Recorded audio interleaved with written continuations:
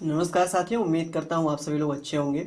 आज इस वीडियो में साथी रीजनिंग से रिलेटेड हम लोग एक प्रैक्टिस सेट की चर्चा करेंगे जो आपके कॉम्पिटिटिव एग्जाम, चाहे वो रेलवे से संबंधित हो या फिर साथी एसएससी जीडी से संबंधित हो, आपके लिए काफ़ी ज़्यादा इंपॉर्टेंट होंगे। अगर साथी आप रेलवेज की, चाहे एनटीपीसी की, एएलपी की या फिर साथी टेक्नीशियन की तैयारी कर रहे हो तो आप इसमें आखिरी तक जरूर बने रहना। आते हैं डायरेक्टली अपने प्रश्नों पर। पहला प्रश्न जो है साथी आपका ब्लड एंड रिलेशन से पूछ रखा है। ये कह रखा है आपसे, रूबी जूही बहनें हैं। क्या कह रखा है प्रश्न? रूबी जूही बहनें हैं। कृष्णा जूही के पिता हैं। रेशमा जो है साथी वो अरविंद की माँ है। अरविंद रोहित के पिता हैं जो रूबी का इकलौता भाई है। और कृष्णा रोहित का क्या संबंध होगा? संबंध किस में दिखाना है हमें? कृष्णा और रोहित। इसको आप नोट करेंगे, कृष्णा और रोहित के बीच हमें संबंध दर्शाना है। जो भी साथी इसको देख रहे हो आखिरी तक बने रहेंगे, क्योंकि जितने भी प्रश्न होंगे एक लॉजिक के साथ आपको समझाए जाएंगे ताकि आने वाली जो परीक्षाएं हैं आपकी उसमें आप आसानी से इसको सॉल्व कर सको। ठीक, अब देखो, जैसा प्रश्न कहेगा, जब भी ब्लड एंड रिलेशन से आपसे प्रश्न पूछेगा आप उसको एक बार अच्छे से पढ़ लेना। जब अच्छे से पढ़ोगे तो उसमें कुछ ना कुछ निकल के आ जाएगा। जैसे इसमें कह रखा है रूबी और जूही दोनों बहनें हैं। प्रश्न खुद कह रखा, सोल्यूशन दे देता है साथी, अगर आप अच्छे से प्रश्न को बता पढ़ लो। क्या कह रखा है? रूबी जो है और साथी जूही, ये आपस में क्या है? बहनें हैं। तो रूबी और जूही में क्या संबंध है? बहन का। तो आप इनमें बहन का संबंध बता दो। उसके बाद कह रखा है कृष्णा जो है वो जूही के पिता, यानी जो कृष्णा है वो जूही के पिता हैं। दैट मीन मतलब कृष्णा जो है साथी वो जूही के, क्या? जूही के पिता। तो पिता का समथिंग हो सकता है भी, फिर पिता के, आपका ये बिंदु उनका पिता है और उनका ये पिता है। तो उनके पिता हैं, कौन है साथी? कृष्णा। आप इसको नोट करेंगे, क्या है साथी? वो कृष्णा है। ठीक, यहाँ तक आपको प्रश्न समझ में आया। उसके बाद क्या रखा है? रेशमा जो है साथी वो अरविंद की माँ है। रेशमा जो है अरविंद की माँ है, परंतु अभी अरविंद कौन है हमें नहीं पता। अब देखो अगली लाइन कह रखी है अरविंद रोहित के पिता है। जो अरविंद है रोहित के पिता है, तो रोहित कौन है ये भी अभी हमें नहीं पता। ठीक, लेकिन कह रखा है जो रूबी का इकलौता भाई है, दैट मीन जो साथी रोहित है वो रूबी का इकलौता भाई है, दैट मीन इनका भी भाई होगा ना। तो रूबी का इकलौता भाई होगा, इकलौता साथी क्या होगा? वो भाई होगा। अब यहाँ तक आपको प्रश्न समझ में आ गया होगा। अरविंद कौन है? क्यों? क्योंकि रूबी और साथी ये भाई हैं। तो वैसे ही रूबी की बहन जूही है, तो ये भी भाई भी, तो उसका जूही का भी भाई होगा। तो जूही के पिता अरविंद, यानी कि जूही के पिता साथी अरविंद। तो अरविंद जो है वो जूही के पिता है और उन अरविंद के पिता कृष्णा है। तो आपको यहाँ तक प्रश्न समझ में आ गया होगा, क्योंकि जो प्रश्न कह रखा है उसी के अकॉर्डिंग हम लोग चल रहे हैं। उसके बाद कह रखा है साथी, देखो जो रेशमा है वो अरविंद की माँ है। रेशमा जो है साथी वो अरविंद की माँ है। अगर हम लोग कहीं यहाँ पर रेशमा को रखते हैं, अगर साथी हम लोग यहाँ रेशमा को रखते हैं तो रेशमा और अरविंद का क्या संबंध है? माँ और पुत्र का। सॉरी साथी, ये डायग्राम गलत बन गया कुछ। क्या संबंध है उनके दोनों के बीच? पुत्र और माँ का। कैसा संबंध है साथी? पुत्र और माँ का। तो आप इनमें संबंध कैसा बताएंगे? पुत्र और माँ का। तो आपको समझ में आ गया यहाँ तक प्रश्न। उसके बाद क्या रखा है साथी? कृष्णा का रोहित से क्या संबंध है? जो कृष्णा है इनका रोहित से क्या संबंध है? रोहित मतलब साथी जो उनका भाई था, आप इनको भाई लिख दिया हो, यहाँ पर आप रोहित लिख सकते हो। तो रोहित और कृष्णा का आपस में क्या संबंध है साथी?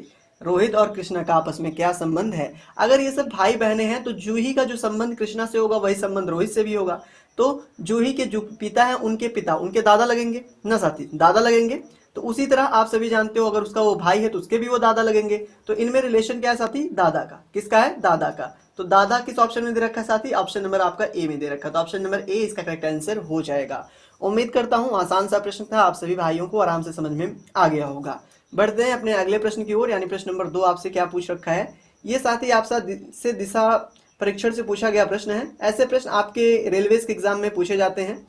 तो अब इसको सॉल्व करने का सबसे इजी तरीका क्या होता है? सबसे इजी तरीका जो होता है साथी, गलत कभी नहीं होगा। सबसे पहले इसमें 2 इंस्ट्रक्शन फॉलो करो। आपको सबसे पहले डायरेक्शन पता होनी चाहिए। क्या डायरेक्शन? ये आपका क्या है? पूर्व है, ये आपका पश्चिम है, ये आपका साथी उत्तर है और ये आपका दक्षिण है।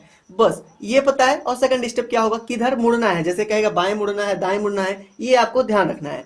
अब अगर बाएं मुड़ने को कहेगा, अगर किसी दिशा से वो बाएं मुड़ने को कह रखा है तो वहां से आप उसको एंटी क्लॉकवाइज घुमा दोगे। एंटी क्लॉकवाइज का मतलब आप समझते होंगे कि सुई की जो आपकी घड़ी होती है उसकी सुई के विपरीत दिशा में। अगर वो बाएं कहेगा, अगर दाहिने कहेगा तो आप उसको सुई की दिशा में घुमाओगे। जिस तरह आपके घड़ी की सुई चलती है उस दिशा में घुमाओगे। बाएं दाएं का कंसेप्ट आपको समझ में आ गया। आप प्रश्न को सॉल्व करो। यही 2 इसमें लगते हैं साथी जनरली जो प्रश्न आते हैं। आप क्या कह रखा है प्रश्न? कह रखा है शीला प्रातः काल सूर्य की ओर मुख करके खड़ी होती है। जो शीला है प्रातः सुबह की तरफ सूर्य की तरफ मुंह करके खड़ी होती है। अब सूर्य किधर होता है, पूर्व की साइड होता है, मतलब कहने का अर्थ है शीला जो है साथी वो पूर्व की तरफ मुंह करके खड़ी है। तो पूर्व की तरफ मुंह करके वो कोई लड़की है शीला, वो क्या है, खड़ी है। ठीक। अब प्रश्न कह रखा है उसने प्रातः काल सूर्य की ओर चलना शुरू किया, तो वो किधर चल रखी है, सूर्य की ओर चल रही है, तो सूर्य की ओर आप उसको चला दें। ठीक, वो चल गई। अब प्रश्न कह रखा है वो अपने कहां से मुड़ी, अपने दाएं मुड़ गई। अब दाहिने, तो दाएं दाहिने की होता है, तो दाहिने किधर होता है, अभी मैंने बताया आपको कि दाहिने क्लॉकवाइज घूमेगा या एंटी क्लॉकवाइज घूमेगा। आप सभी को पता है कि जो दाहिना है वो क्लॉकवाइज घूमेगा, मतलब जो घड़ी की दिशा होती है उसमें, तो घड़ी आपकी ऐसी चलती है, ऐसे ना साथ ही आपकी घड़ी ऐसे चलती है, तो इसको इधर को घुमा दो, इस तरह का घुमा देना। तो 90 डिग्री जो भी घुमाओगे, जो मोड़ है केवल 90 डिग्री का है, प्रश्न आपसे कह रखा है, तो उसको 90 डिग्री में आप घुमा दो। घुमा दिया आपने। उसके बाद क्या रखा है, कुछ मिनट चलती है और फिर बाएं मुड़ जाती है। अब बाएं एंटी क्लॉकवाइज, मतलब सुई की विपरीत दिशा में। अगर सुई की दिशा में कहता है इधर घुमाते और विपरीत कह रखा है इधर घुमाओगे, तो आपको विपरीत में घुमा देना है, तो विपरीत में आप उसे घुमा दो। वहां 3 मीटर चलकर रुकती है, कितना, 3 मीटर चल के रुक गई। साथ ही वो 3 मीटर चल के रुक गई, इधर भी 3 ही मीटर आई थी, इधर भी 3 ही मीटर चल के रुक गई।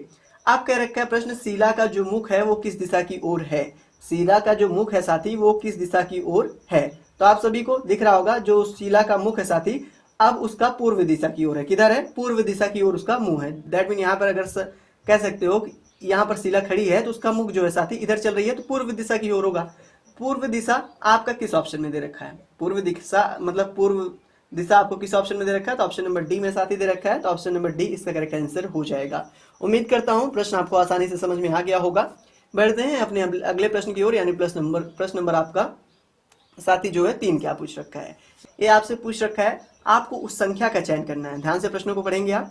उस संख्या का चयन करना है जो निम्नलिखित श्रेणी में प्रश्न चिन्ह के स्थान पर आएगी। जो प्रश्न चिन्ह के स्थान पर आएगी उस संख्या को आपको बताना है। अब देखो सीरीज कैसी दे रखी है, जो आपकी श्रेणी दे रखी है वो कैसे है। 45 है साथी, 45 के बाद क्या दे रखा है, 65 है, 65 के बाद आपका क्या दे रखा है, 90, 90 के बाद क्या दे रखा है, 125, 125 के बाद 180। अब आपको समझ में आ गया होगा ये जो संख्या है ये बढ़ते हुए क्रम में है, तो बढ़ते हुए क्रम में है, पहला स्टेप क्या है, इन दोनों के बीच का हम लोग गैप निकालेंगे, क्योंकि ना तो ये साथी प्राइम नंबर है, ना ही ये आप सबके साथी किसी के मतलब दैट मीन किसी का स्क्वायर है, तो ऐसे में उन दोनों के बीच का जो गैप होता है सबसे पहले हम लोग उसको फाइंड करते हैं। तो 45 से 65 के बीच में गैप कितने का अंतर, 45 से 65 के बीच में प्लस 20 का है, दैट मीन 20 का गैप है। 65 से 90 के बीच में साथी कितना गैप है, 65 से 90 के बीच में आप देख रहे हो 25 का गैप है। और 25 से मतलब 90 से 125 के बीच में अगर मैं गैप पूछूं आपसे, 90 से 125 के बीच में गैप आपसे पूछूं तो 35 का है।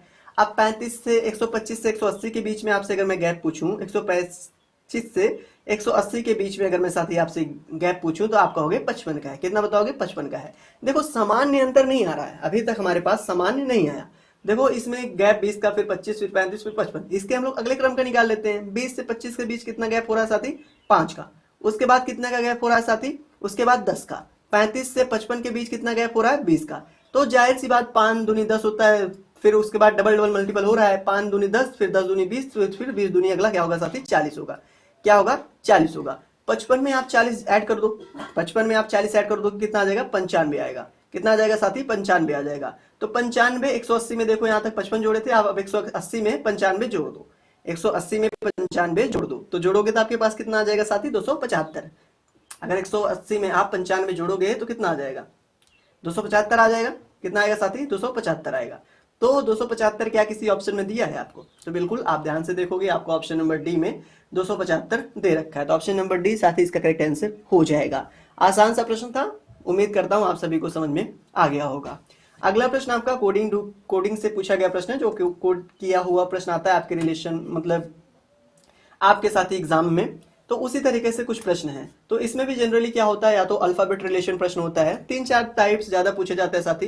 पहला या तो अल्फाबेट रिलेटेड प्रश्न होता है, दूसरा या तो साथी उसका जो मतलब कह रखे हो एक किसी निश्चित जो अल्फाबेट होता है उसको किसी निश्चित कूट भाषा के नंबर से दर्शाया होता है। जैसे ए को दर्शा दिया 10 से, ए को दर्शा दिया 20 से, वो अपने आप से दर्शाएगा। ठीक, तो उसको उस तरीके का प्रश्न पूछते हैं। एक साथी जो जनरली इसमें ज्यादा प्रश्न होता है वो उनके क्रम स्थान को विपरीत कर देते हैं। दैट मीन अगर ए पहले पे है तो उसको 5वें पे रख देंगे या फिर 8वें पे रख देंगे, इस तरह कुछ ये प्रश्न सॉल्व होते हैं। तो देखते हैं इसमें कौन सा लॉजिक लगा है। देखते हैं साथी अवॉइड को किस तरह लिख रखा है। सबसे पहले किसको हम देखेंगे, अवॉइड को। अब देखो ए को किस तरह से कोडबद्ध किया गया है, 8 से। ए को किस तरह कोडबद्ध किया है, 8 से। तो मतलब कह सकते हो साथी ये जो प्लेस वैल्यू के हिसाब से प्रश्न होते हैं, वो इस आधार पर सॉल्व नहीं हुआ, क्योंकि ए का प्लेस वैल्यू 1 होता है तो उस आधार पर नहीं हुआ है। वी के लिए क्या कोडबद्ध किया है, 5 दे रखा है। ओ के लिए क्या कोडबद्ध किया है, 3 दे रखा है। आई के लिए कोडबद्ध क्या किया है, 9। और डी के लिए कोडबद्ध क्या दे रखा है, 5 दे रखा है। वैसे ही आप मल्टी को देखें, मल्टी को किस प्रकार कोडित किया गया है। एम की बात करें तो एम को साथ ही 5 से कोड कर रखा है। यू की बात करें तो 6 से कोड कर रखा है। एल की बात करें तो 6 से कोड कर रखा है। एम यू एल 6 से कोड कर रखा है। अगर टी से की बात करें साथी तो इसको किससे, 7 से कोड कर रखा है। आई की बात करें इसको 9 से कोड कर रखा है। तो आप सभी देख लो आपके साथ अवॉइड मल्टी में कोडित। अब आप इसमें ध्यान से क्या देखोगे, इवेंट में क्या सारे अल्फाबेट सेम हैं, इवेंट में क्या सारे अल्फाबेट सेम हैं जो अवॉइड और मल्टी में मिलाकर अल्फाबेट हैं। दैट मीन इनमें जितने अक्षर का प्रयोग करके दोनों को लिखा गया है उतने ही अक्षर का प्रयोग कैसे आपका इवेंट लिखा गया है। दोनों के कुल जितने अक्षर हैं अल्फाबेट हैं उनका प्रयोग करके अगर इवेंट लिखा गया है तो कहने का मतलब ई का जो कोड इसमें रखा होगा वही आपका उसमें भी होगा। अब एक एक करके ढूंढ लो। सबसे पहले ई देखो, ई इसमें तो है परंतु इन सब में नहीं है, इन दोनों में ई नहीं है। तो कह सकते हो साथी इस प्रकार ये आपकी कोडिंग नहीं की गई है, इस प्रकार आपकी ये कोडिंग नहीं की गई है। अब देखो सबसे इजी तरीका, ए जो है साथी आपका ए क्या है, ए का अंक 1 होता है। अगर इसका हम लोग विपरीत निकाल लें, किसका साथी, इसका अगर हम लोग विपरीत निकाल लें, विपरीत कैसे निकालेंगे, जिसका भी आपको विपरीत निकालना है 27 में से आप उसको माइनस कर दो। जैसे एक उसके क्रम को माइनस कर दो तो ए का क्रम 1 होता है, 27 में से ए का क्रम माइनस कर देंगे तो कितना आया आपके पास, 1 आया ना, 1 आया। तो 27 मतलब इसमें 27 में से 1 माइनस करोगे तो आपके पास 26 आया। आपके पास 26 आ गया जो इसका विपरीत क्रम है, इसका क्रम नहीं है साथी, विपरीत क्रम है।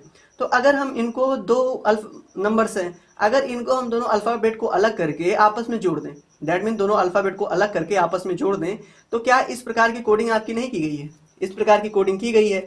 वैसे वी का आप सभी को पता होगा साथी, जो वी है उसका जो अल्फाबेट में स्थान होता है वो 22 होता है। कितना होता है अल्फाबेट में स्थान वी का साथी, 22 होता है।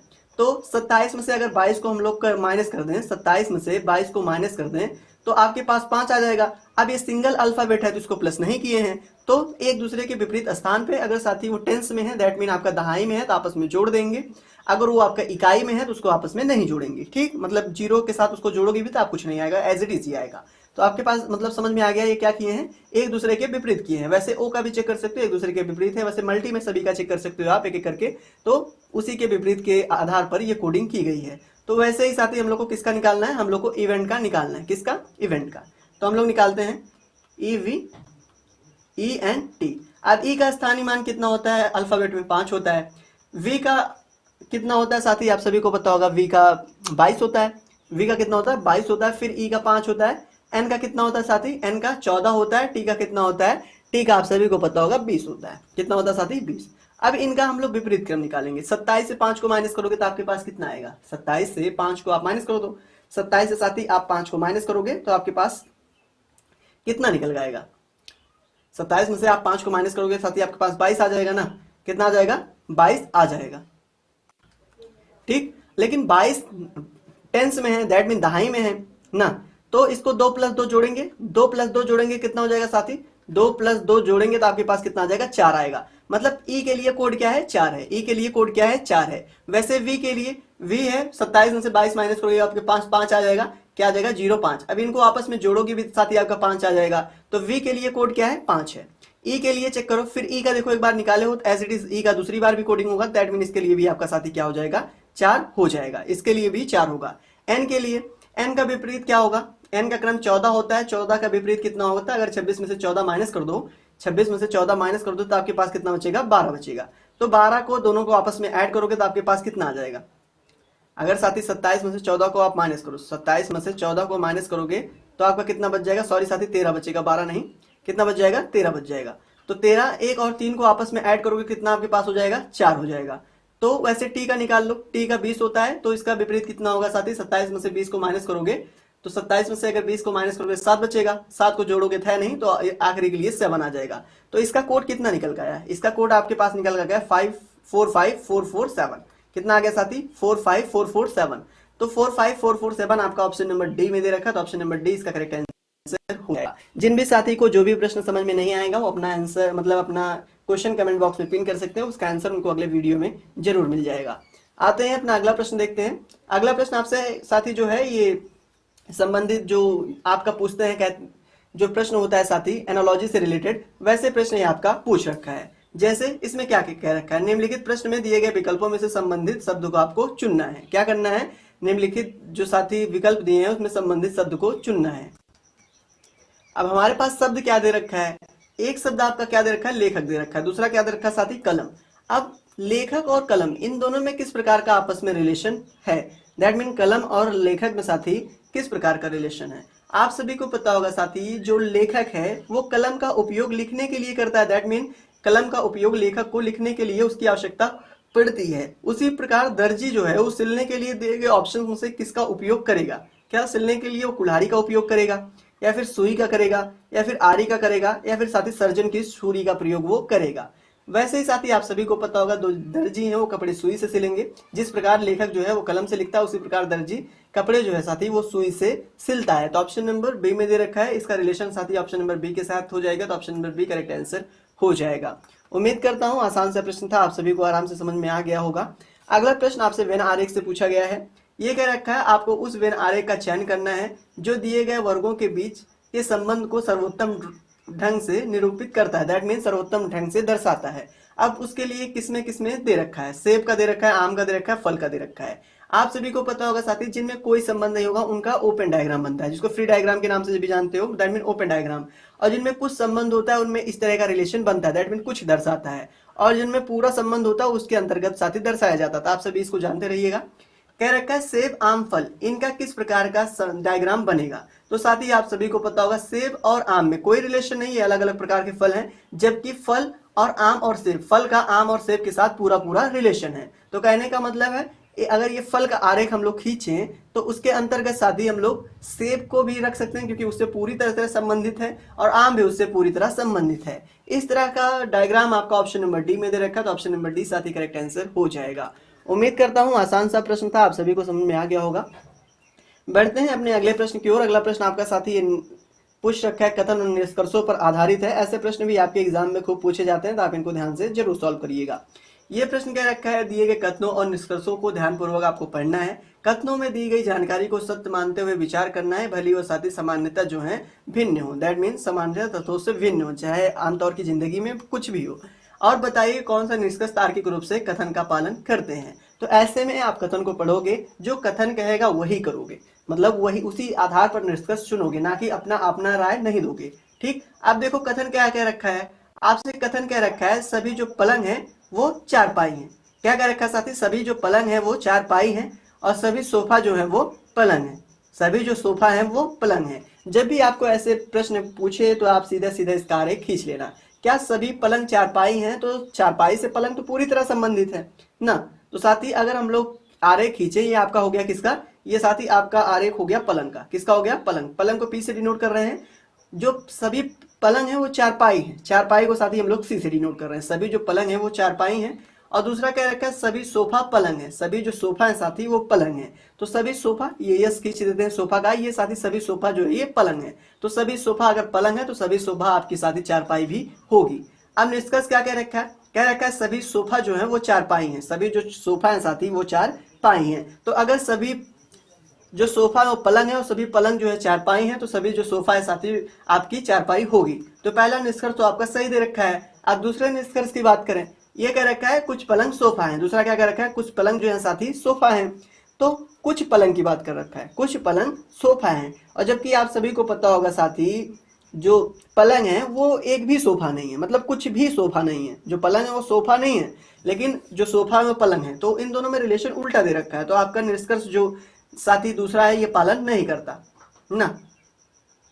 जो कह रखा है कुछ पलंग जो है साथी सोफा है, तो कुछ पलंग जो है वो सोफा है। तो सभी तो हैं लेकिन कुछ पलंग सोफा नहीं है। तो निष्कर्ष एक पालन करेगा। तो ऑप्शन नंबर किस में दे रखा है, तो ऑप्शन नंबर बी में दे रखा है साथी। तो ऑप्शन नंबर बी इसका करेक्ट आंसर हो जाएगा। उम्मीद करता हूं आसान सा प्रश्न था, आप सभी को आसानी से समझ में आ गया होगा। अगला प्रश्न आपके सामने है साथी, आपका स्टेटमेंट रिलेटेड पूछा गया प्रश्न है। ये कह रखा है दिए गए कथनों और निष्कर्षों को आपको ध्यानपूर्वक पढ़ना है और कथनों में दी गई जानकारी को सत्य मानते हुए विचार करना है, चाहे वो साथी गलत ही हो। उनमें आपको बताना निष्कर्ष तार्किक रूप से कथन का पालन करते हैं या फिर नहीं। आपका कथन क्या दे रखा है, कथन दे रखा है पेय पदार्थ की पसंद पर हाल ही में हुए एक सर्वेक्षण में 65% लोग चाय और 28% लोग कॉफ़ी और 5% लोग दूध पसंद किया करते हैं, जबकि 2% लोग इनमें से कुछ भी पसंद नहीं करते। आपके पास ये डेटा दे रखा है, क्या दे रखा है साथी? जो चाय है, जो साथी आपका सॉरी क्या कर रखा है साथी? पदार्थ की पसंद पर हाल ही दुनिया में सर्वेक्षण जो 65% लोग हैं वो चाय पसंद करते हैं। 65% आपका क्या दे रखा है साथी? चाय का दे रखा है। 28% दे रखा है साथी आपका कॉफी का, और 5% लोग दूध दे रहे हैं। 5% लोग साथी दूध का, और 2% कुछ भी नहीं, 2% कुछ भी पसंद नहीं करते हैं। अब निष्कर्ष कह रखा है साथी चाय कॉफी से बेहतर पेय पदार्थ है। प्रश्न को ध्यान से पढ़ना। कह रखा है चाय काफी से बेहतर पेय पदार्थ है, जबकि प्रश्न कह रखा है लोग पसंद करते हैं। ये नहीं प्रश्न में कहीं कहा है साथी, आपका जो कथन है उसमें कहीं नहीं कहा है कि जो कॉफी है ये मतलब जो कॉफी है वो चाय से, मतलब चाय जो है कॉफी से बेहतर पेय पदार्थ है। ये ऐसा प्रश्न में नहीं कहा, बल्कि ये कहा है कि साथी जो चाय की तुलना में कॉफी को लोग कम पसंद करते हैं। ऐसा नहीं कहा बेहतर पेय पदार्थ है। ठीक, तो पहला निष्कर्ष आपका पालन नहीं करता, गलत है। ऐसा प्रश्न में कहीं नहीं कहा है कि जो चाय कॉफी से बेहतर पेय पदार्थ है। ये कहा है साथी कि लोग पसंद ज्यादा करते हैं, ये नहीं कहा कि ये अच्छा पदार्थ नहीं है। दूसरा क्या है? दूध की तुलना में अधिक लोग कॉफी पीना पसंद करते हैं। जो दूध है साथी उसकी तुलना में अधिक लोग कॉफी की पीना पसंद करते हैं। दूध कितना लोग पी रहे हैं? 5%। कॉफी कितना? 28%। तो ये आपका निष्कर्ष दो सही है। दूध की तुलना में लोग जो है वो कॉफी को अधिक पीना पसंद कर रहे हैं। इसमें ऐसा नहीं कहा गया है कि बेहतर पदार्थ है, इसमें देखो सही सही स्टेटमेंट दिया है। कह रखा है पीना पसंद करते हैं, तो देखो कॉफी ज्यादा लोग पीते हैं दूध के कंपेयर, तो दूसरा निष्कर्ष आपका सही दे रखा है। तो केवल दूसरा निष्कर्ष पालन करता है, ऐसा किस ऑप्शन में दे रखा है? ऐसा साथी आपका ऑप्शन नंबर ए में दे रखा है, तो ऑप्शन नंबर ए इसका करेक्ट आंसर हो जाएगा। उम्मीद करता हूं आप सभी मित्रों को आसानी से प्रश्न समझ में आ गया होगा। अगला जो प्रश्न है साथी ये आपका बहुत इंपॉर्टेंट प्रश्न है। इससे जो आपका मैथमेटिकल रीजनिंग जो मतलब मैथमेटिकल जो साथी सिंबल से रिलेटेड प्रश्न होता है इसी तरीके से पूछा जाता है। ये कह रखा है आपसे क्यू का अर्थ क्या मानना है? जोड़ मानना है। जो प्रश्न कहेगा वही हमें मानना है। क्यू का अर्थ जोड़ मानना है। जे का अर्थ साथी क्या मानना है? गुणा मानना है। टी का अर्थ क्या मानना है? माइनस मानना है। और के का अर्थ हमें क्या मानना है? भाग मानना है। के का अर्थ साथी क्या मानना है? हमें भाग मानना है। तो अब इस इक्वेशन का मान क्या होगा? जो आपके सामने इक्वेशन दे रखा है, इक्वेशन क्या है? 52k 4q 6j 12t 8। इस इक्वेशन का मान क्या होगा? सबसे पहले इसको रिप्लेस करेंगे। जो अल्फाबेट दे रखे हैं उसको साथी जो आपके सिंबल है 52, के जगह पे क्या रखना है? हमें भाग रखना है। तो के जगह पे आप भाग रखें 4, क्यू के जगह पे क्या रखना है? जोड़ रखना है, तो आप जोड़ कर लें। फिर 6 है तो 6 के बाद जे है, जे के जगह पे हमें गुणा रखना है, तो आप गुणा कर लें। फिर 12 है, 12 के बाद टी है, टी के जगह पे हमें माइनस करना है, माइनस कर लें। उसके बाद 8 कर लेंगे। जब आप रिप्लेस कर लेंगे उसके बाद आप इसको बॉड मास के अकॉर्डिंग सॉल्व कर देंगे। सबसे इंपॉर्टेंट इसमें यही है कि इसको हमेशा आप बॉड मास के अकॉर्डिंग सॉल्व करोगे। सबसे पहले ब्रैकेट अगर है तो ऑफ करो, नहीं है कोई बात नहीं। फिर डिवाइड, फिर गुणा, फिर भाग, सॉरी साथी फिर भाग, फिर गुणा, फिर जोड़, फिर घटाओ। तो भाग यहाँ पर है सबसे पहले, तो भाग हम लोग सॉल्व करते हैं। तो भाग करोगे तो आपके पास 13 आ जाएगा, क्योंकि 13 चौका 52 होता है, तो 13 आ जाएगा। प्लस फिर उसके बाद इंटू करोगे, 12 छंग कितना होता है साथी? 12 छंग आपका 72 होता है, तो आप यहाँ पे 72 कर लो, माइनस 8। उसके बाद जोड़ोगे 13 और 72 को आप ऐड करोगे तो आपके पास 85 आ जाएगा। 85 माइनस 8, 85 में से 8 को माइनस करोगे साथ ही 77 बचेगा। 77 इसका करेक्ट आंसर होगा। तो 77 आपका किस ऑप्शन में? ऑप्शन नंबर डी में 77 दे रखा है, तो ऑप्शन नंबर डी साथ ही करेक्ट आंसर हो जाएगा। उम्मीद करता हूँ आसान सा प्रश्न था, आप सभी मित्रों को आसानी से समझ में आ गया होगा। बढ़ते हैं अपने अगले प्रश्न की ओर, यानी प्रश्न नंबर आपका 11 क्या पूछ रखा है। ये साथी आपका रेलवेज के एग्जाम में कम पूछा जाता है, अगर जीडी की तैयारी कर रहे हो तो इस एग्जाम में बहुत ज्यादा पूछा जाता है। ये कह रखा है एक कक्षा में 65 विद्यार्थी उत्तर की दिशा की ओर मुड़ करके एक पंक्ति में खड़े हैं। उत्तर की तरफ मुंह करके एक पंक्ति में 65 विद्यार्थी जो है साथी खड़े हैं। अमित पंक्ति के बाएं छोर से 46वें स्थान पर है, और साथ ही जो काशवी है वो पंक्ति के दाएं सिरे से 14वें स्थान पर खड़ी है। अमृत और काशवी के बीच कुल कितने विद्यार्थी हैं? कुल कितने विद्यार्थी हैं? अगर साथी इधर से हम लोग काउंट करेंगे, इस तरफ से हम लोग काउंट करना शुरू करते हैं, तो बाएं से कह रखा है, बाएं से काउंट करेंगे। 46वें स्थान पर कौन है साथी? 46वें स्थान पर आपका काशवी खड़ी है साथी। कौन? सॉरी अमृत खड़ा है। यहाँ पर साथी कौन है? अमृत खड़ा है। और पंक्ति से जाएं छोर पर आपके 14वें स्थान पर कौन खड़ा है साथी? काशवी खड़ी है। तो कौन? काशवी खड़ी है। तो 14वें स्थान पर काशवी है, तो 14वें स्थान पर आप कहीं को काशवी को खड़ी कर दो। तो ये मान लो इधर से 14वां स्थान है, यहाँ पर काशवी खड़ी है, क्योंकि 46 14 आप जोड़ोगे, 46 14 जोड़ोगे 65 नहीं होगा। अब 46 14 इन दोनों के बीच में अंतर कितना होगा। तो इधर से आप इसको माइनस कर सकते हो और इधर से इसको माइनस कर सकते हो। अगर ना भी करो तो सिंपल भी निकाला जा सकता है। कैसे? इन दोनों की टोटल संख्या, मतलब दोनों को जोड़ दो, इन दोनों के बीच का जितना सीट अंतर है वो गैप आ जाएगा टोटल में से। तो 65 है टोटल, उसमें से साथ ही इन दोनों को माइनस कर दो, दोनों के समेशन को, मतलब दोनों के बीच का जोड़ दो, उनके बीच का सीट का जो अंतर है वो आ जाएगा। तो 46 14 ऐड करोगे तो आपके पास कितना आ जाएगा साथी, मतलब 65 माइनस 46 14 ऐड करोगे 60 आ जाएगा। तो 65 में से 60 माइनस करोगे 5 आ जाएगा। तो मैंने कहने का मतलब है साथी, इन दोनों के बीच में कुल मिलाकर 5 विद्यार्थी खड़े हैं। तो 5 विद्यार्थी आपको किस ऑप्शन में है, तो ऑप्शन नंबर ए में दे रखा, तो ऑप्शन नंबर ए इसका करेक्ट आंसर हो जाएगा। उम्मीद करता हूं साथी सभी के सभी प्रश्न आपको अच्छे से समझ में आ गए होंगे। तो आज के लिए इतना ही, मिलते हैं अपने अगले वीडियो में, तब तक के लिए धन्यवाद।